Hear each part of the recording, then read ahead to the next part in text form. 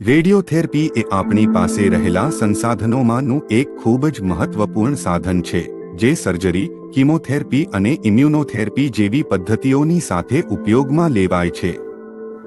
રેડિયેશનના ઉચ્ચ ચોકસાઈવાળા કિરણોનો ઉપયોગ કરીને આપણે સારવારની એવી પદ્ધતિ બનાવી શકીએ છીએ કે જે કેન્સર કોષો પર ટ્યુમરનાશક ડોઝ પહોંચાડે અને સામાન્ય સ્વસ્થ કોષો પર ડોઝની માત્રા નિયંત્રિત રાખે।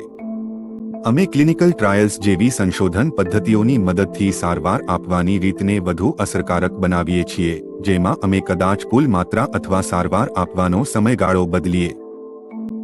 જેમ કે અગાઉના સંશોધનના આધારે પ્રોસ્ટેટ રેડિયોથેરાપી આપવાનો સમયગાળો 7 અઠવાડિયાથી ઘટાડીને 2 અઠવાડિયા કર્યો છે અને નવા સંશોધનો આ સમયગાળાને વધુ ઘટાડીને કદાચ માત્ર 1 કે 2 સારવાર સુધી લાવવા વિશે શોધ કરી રહ્યા છે। અન્ય સંશોધનો એ રેડિયોથેરાપી લઈ રહેલા દર્દીઓના જીવનની ગુણવત્તા કેવી રીતે સુધારી શકાય તેના પર અથવા કોઈ સારવારને અન્ય પદ્ધતિઓ સાથે જોડીને તેની અસરકારકતા વધારી શકાય કે કેમ તે શોધી રહ્યા છે। આ અભ્યાસો માટે એકત્રિત કરવામાં આવેલ ડેટાનો શક્ય અર્થ છે કે દર્દીઓને અમુક વધારાની પ્રવૃત્તિઓ કરવાનું કહેવામાં આવે છે, જેમ કે પ્રશ્નાવલીઓ ભરવી અથવા બ્લડ ટેસ્ટ કરાવવા, જે બધું સંશોધન અભ્યાસના પ્રશ્નનો જવાબ આપવા માટે મહત્વપૂર્ણ ડેટા આપે છે। હંમેશાની જેમ આ અભ્યાસોની સફળતા માટે એ મહત્વપૂર્ણ છે કે અમે એ શક્ય દરેક સહભાગીઓની ભરતી કરીએ જેઓ ભાગ લેવા ઈચ્છે છે।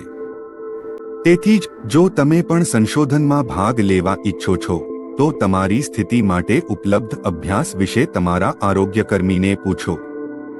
નિશ્ચિત રહેશો કે જો પરિસ્થિતિઓ બદલાય તો તમે કોઈ પણ સમયે સંશોધનમાંથી બહાર નીકળી શકો છો।